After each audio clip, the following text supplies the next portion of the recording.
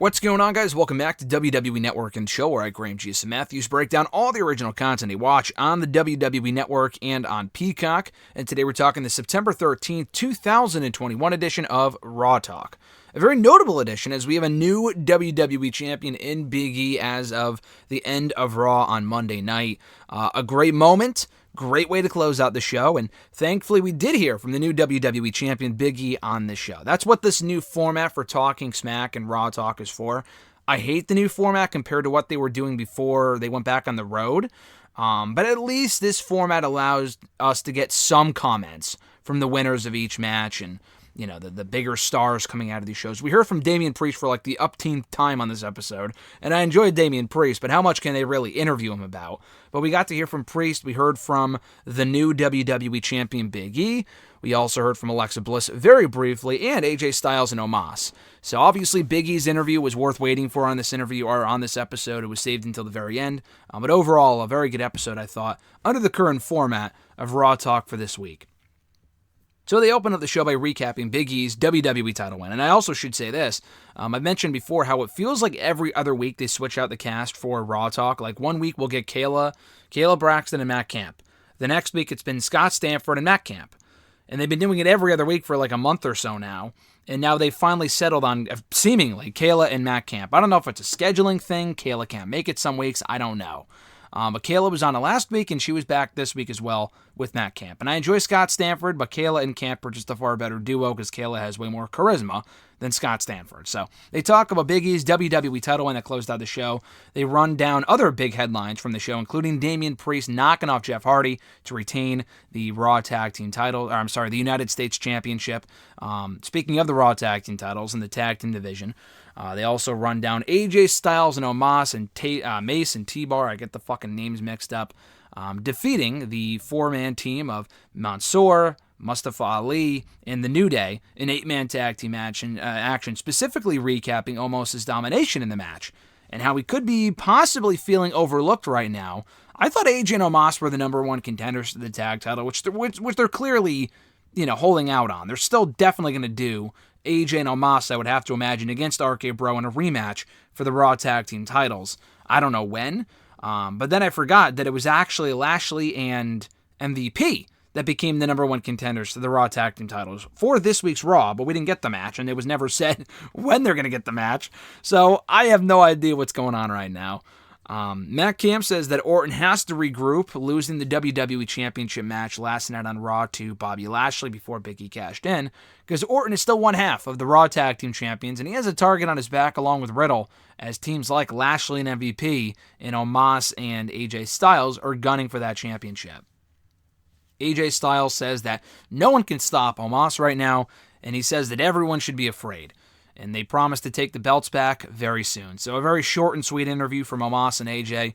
We didn't hear as much from Omos as I would have liked. Omos has become, his interviews on this show have become one of my favorite parts of Raw Talk. We didn't hear from him enough on this episode, but we heard from him at least a little bit, which was good enough. Matt Camp and Kayla Braxton talk about Rhea Ripley and Nikki Ash coming for the WWE Women's Tag Team titles, beating Natalya and Tamina respectively in singles matches this week on Raw. Matt Camp puts them over as a threat to the championships, without even mentioning that Shotzi and Tegan were the first in line to beat Natalya and Tamina as the Tag Team Champions in non-title matches. Not once, not even twice, but 3 different times they pinned the champions and have yet to get a title shot. I mean, what the fuck? They also recap Damian Priest beating Jeff Hardy to retain the United States Championship on Raw in a very good match. Damian Priest talks about, or Matt Camp brings up before they throw it to Damian Priest with Kevin Patrick. They discuss how he and Sheamus, Priest and Sheamus, are going to have a hell of a match, a very hard-hitting affair come Extreme Rules next weekend. So again, for like the 3rd or 4th week in a row, we hear from Damian Priest, who says that he wants to prove himself, and he says that that's why he's doing these open challenges. And for him, it was an honor to fight Jeff Hardy and retain the championship against him on Monday night. At some point, he says that Sheamus has got to realize that Damian has his number and that he vows to beat him at Extreme Rules. And before Damian walks off, Patrick, once again, to keep the gimmick going, says that, listen, I know a few good Irish pubs here in the area in Boston. Any interest in getting a pint with me? But before he can even ask that, Damian walks up and says, oh, that's cool. And then he leaves. So Kevin doesn't get his punt with Damian, and one day hopefully he will, and it will be glorious because I love Kevin Patrick. Matt Camp says that Priest keeps denying Kevin Patrick's invitation to get a pint because he's locked in right now, and he wants that target on his back as the United States champion. And Kayla says, Priest is very calm, cool, and collected, but maybe should he be taking it more seriously right now? And Camp says, listen, I've seen this before with other sports teams, whatever. I think people mistake being cool, calm, and collected for not taking it seriously when he's just confident that he's going to get the job done come Extreme Rules. And that's a good way of looking at it. They talk about Alexa Bliss getting one over on Charlotte Flair on Raw this week in a segment that actually was not terrible. One of the better things I've seen the Alexa Bliss character involved in lately, and it's not her fault, but what they have her do sometimes is just pure garbage. The doll shit was stupid, but the rest of the segment I liked. They actually replayed here on the show.